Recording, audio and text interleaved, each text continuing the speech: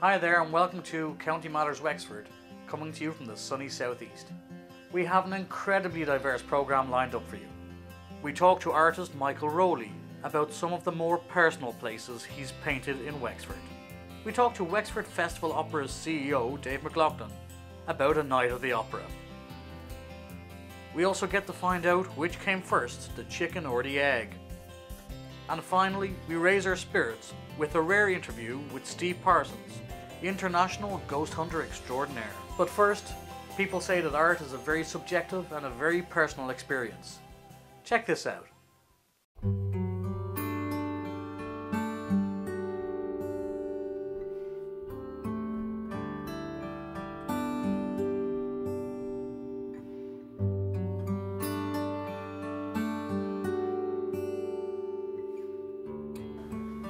Michael, here we are down in the Gas Lamp Gallery in Gorey, having a look at your exhibition. It's a very personal exhibition.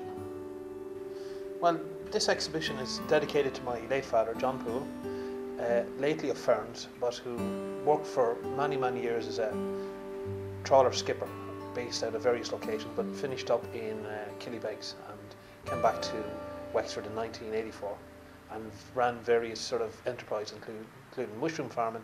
When I got married almost 6 years ago now to his daughter, he was very keen when I came down, because I reside in Kildare, to show me all the locations with a view to painting around County Wexford.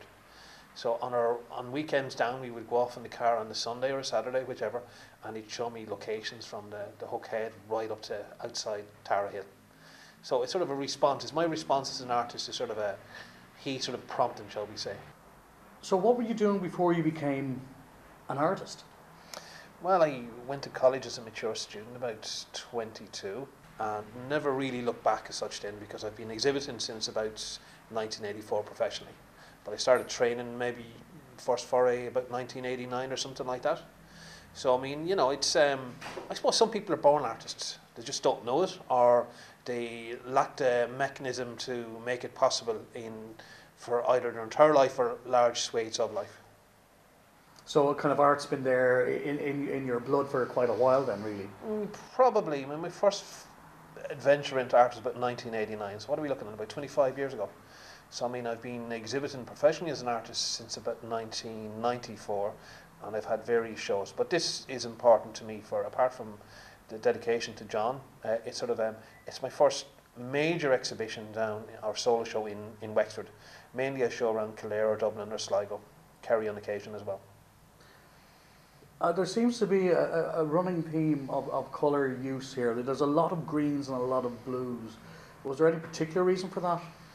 Well, I would respond very strongly to colour. I was described in college as a colourist, which is quite flattering. But I mean, I would respond very well to sort of warm, sunny days with like strong contrast between blues and greens, yellows, things like that. What's your favourite place in Wexford to sit down with a canvas and oils to kind of go, I love this place? That would depend on how I feel about the painting painted that day, and then there's always the next day. So I mean, I can't answer it. It'll be like a politician. I'm saying my favourite place to paint depends on how good the painting is the next day, and that becomes my favourite painting for a day. But I'm looking forward to maybe next year. I've discovered a great place at the Blackwater. It's a great commanding view, sort of overlooking the Blackwater and down into South Wexford, and I can't wait to go back there and just do an epic painting. So I'm looking big forward canvas. to a big canvas. Well, I look forward to seeing that one actually. Tell us, how many paintings do you have on display here today? We're looking at 33 paintings, all small to medium size. Everything was painted on location. The weather was quite good, and it's all works in oils. It's a mixture of predominantly landscapes, but a few sort of building scenes thrown in as well, including maybe Enniscorthy and Ballyhack Castle. I wouldn't normally be drawn to painting town features or bridges or things like that, but it was a challenge. Maybe the catalyst for that was taking part in the Wexford Open Air Painting Competition, which was held at the end of July this year. What is it about Wexford and Coretown and Gorey that just seems to ooze artwork and artistry? Well, I mean, there's a combination of many factors. I mean, it's not as built up as Dublin. Geographically, it's quite close to Dublin by motorway, and you have sort of infrastructure here, like for example, the Gas Lamp Gallery here in Gorey. you have support mechanisms and various galleries around the county. But from that sort of like say catalyst, we get groups or clusters of artists who locate here. They find that there's a venue to show their work, and there's also support mechanisms like in terms of clientele, someone to buy their work, and maybe things like sort of like frame and shop, which is an example of one attached to this gallery, and sort of places to buy your art materials. But generally, like maybe the pinnacle would be maybe the Wexford Opera Festival, and on the fringes of that, maybe one of the premier art exhibitions, or throughout the country in the year, would be on the fringes of the Wexford Opera Festival. What is it about this tiny little gallery that seems to help people along their merry journey? Well, geographically, it's the first gallery you enter, you meet on entering Wexford, and it's also the last leaving Wexford on the way to Dublin. It's and it's sort of it's a gallery that caters for professional artists, as distinct from maybe amateur artists. And it's also like sort of a combination of sort of the network there, like clientele, people who would come to an established gallery to look at the work, and with a view to buying it. If there was one piece of advice that you could give to budding up and coming artists, or anybody who wants to try their hands at this, what would it be? Just do it. Don't procrastinate for years about doing it. Just do it. Do it as best you can, and make your own opportunities. I mean, if you find it hard to get into open exhibitions or to get taken on by galleries, just organise your own exhibitions and go with it. And maybe with a view to always striving to be better, rather than just sort of producing work maybe that's that lacks, how should we say, honesty. So there you have it. Get creative. Michael, thank you very much for your time, and I wish you all the success with the paintings. I believe you've sold some of them. I've sold a few, yeah. Hope to sell a few more, and hope to be back here painting very soon in Wexford, and with a view to having shows next year and into the future. Well, I look forward to that big canvas that you're talking about down the Blackwater Road. Thanks very much, Nan. Thanks.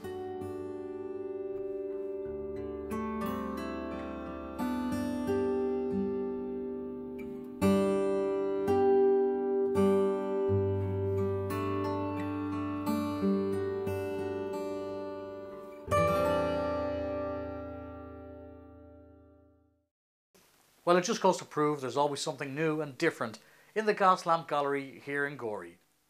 And so from one art form to another, Wexford Festival of Opera is 63 years old this year.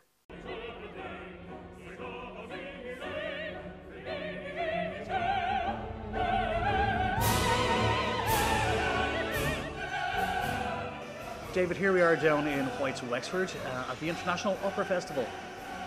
What is the appeal of opera for Wexford? Well, its appeal is very broad, and it appeals to a very large audience and a very wide audience, and I think particularly a very wide geographical audience. We have people coming from all over Ireland and right across the world. The appeal really is all about discovery. It's really about discovering rare works that people will never see again, probably have never seen before. And it's also about discovering new talent, which is something people really enjoy. They love the idea of coming to Wexford and seeing the stars of tomorrow, and seeing them when they're at the beginning of their career, and then in a few years' time they'll be, huge stars all around the world. So that really is the appeal in many ways. And also there's a big appeal because we present so many works. We present actually over 50 events over 12 days. So literally we present events from early morning to late night, everything from fairly accessible short operas that a lot of people enjoy because they're more mainstream type operas, right up to the sort of full-blooded mainstream operas on the main stage every evening, the big black tie events, which again are very, very popular. And this year all of which have been fully booked out. So how long has this been going on? The festival itself was founded in 1951. It's 63 years old now. It is quite unique, and I'd imagine it's probably one of the most unique festivals of any sort in the world, in that it was actually founded by a small group of local volunteers, local enthusiasts for opera, who decided back in 1951 to set up a festival, and it survived for 63 years, mainly because it is an event that the community feels a great sense of ownership of. And as we often say, it was an event that was founded by the community in the community. So it is a great sense of local pride. We have a volunteer corps of over 300 people, some of whom their fathers and mothers, or even their grandfathers or grandmothers would have been volunteers back in the decades before. So I think that in many ways that's what sustained the festival right through, what have been sometimes quite difficult times in many ways for any cultural event. But that's really where 1951 is where it all began. Now, when I think of opera, I think of men in tights singing very, very high-pitched arias for 3 hours, but that's not what it's all about, really, is it? No, No, I mean opera is really what it's about is taking the best of a number of different art forms and putting it together on one stage. So you're really getting the best of theatre, you're getting the best of classical music, and you're getting the best of dance in many ways all together. Opera is by far the most expensive performance art form to present, and that's for a very good reason, because what it really is about is presenting the very best and the very highest quality that you see on a stage anywhere. And that's one thing Wexford has always prided itself on. We don't necessarily have an awful lot of money, but whatever money we do have goes on the stage, and that's certainly one thing that the feedback we always get from all of our audiences. They always say the quality is second to none. The Wexford Opera House has been in existence for a number of years now, but I believe there was an announcement made quite recently. That's right. We were delighted that actually as recently as last Wednesday, when the festival was officially opened by the Minister for Arts, Heritage and Gaeltacht, that she formally announced that the Opera House is going to be renamed as the National Opera House. That's very important for us, because really what it's doing is that the government are recognising that Wexford Opera House is the only custom-built, purpose-built opera house in the country. It was built specifically to fulfil the very strict acoustic and architectural criteria to allow it to be deemed to be a national opera house.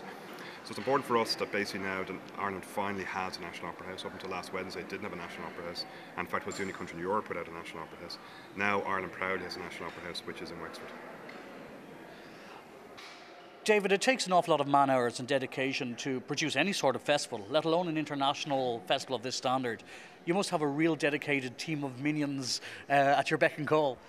Yeah, well, we're very fortunate. We have a very dedicated group of people who work both directly with us and people that we bring in from right across the world. We sort of bring a large team of people from various parts of the world that come together, various opera professionals, performers, technical crew, creative crew. They all come here, the chorus, the orchestra, etc. So we expand from a very small group of about 10 people who are here all year round to a very large group of 250 people. Added to that, our core of volunteers of over 300 people, and they are all incredibly professional people, very, very dedicated people, all with different talents and different skills that bring the festival together. Because you have to remember that opera is not only a very expensive art form to produce, but it's also a very technically demanding art form to produce as well, requiring talents of all different sorts and so on. So it expands for about, we do 4 weeks of rehearsals before the festival, 2 weeks to the festival. So for that sort of month and a half period, the core of the festival really kind of swells to over 500 people, all of whom are dedicated to present the festival over the 12 days. An international festival like this really must swell numbers when it comes to tourism. Absolutely. I mean, Wexford Festival Opera is interesting in that it's one of the leading cultural destination events in the country. We bring in 10,000 visitors every year directly into Wexford town. Of that, about almost a third of those come from overseas, another third come from the rest of Ireland. So you're talking about 2/3 of our audience are coming to the town and they're staying overnight. They're staying in hotels, they're eating in restaurants, they're going to bars, etc. So it is great and very important for the local tourism sector. White's Hotel, for example, great supporters of ours where we are at the moment. They benefit greatly from the festival. They're great supporters of ours as well.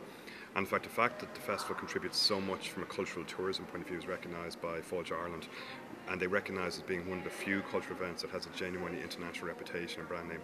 And that's a benefit to the hotels like White's here, to the other hotels in town, to all the various sort of commercial interests in town, be they restaurants, bars, shops, etc. And that helps the whole town. It's a great boost at what would normally be quite a quiet time of year between the summer and the Christmas. David, wish you all the success for this in the future, and I've thoroughly enjoyed myself down here at this. Something that I thought wasn't my cup of tea, but definitely was. Thanks for your time. Thanks so much, Neil. Appreciate it. Now stay tuned, as we'll be looking at a different festival, the Goose Festival on the Sloblands, just outside Wexford, and we'll be talking to international ghost hunter Steve Parsons about everything that goes bump in the night. See you in part 2.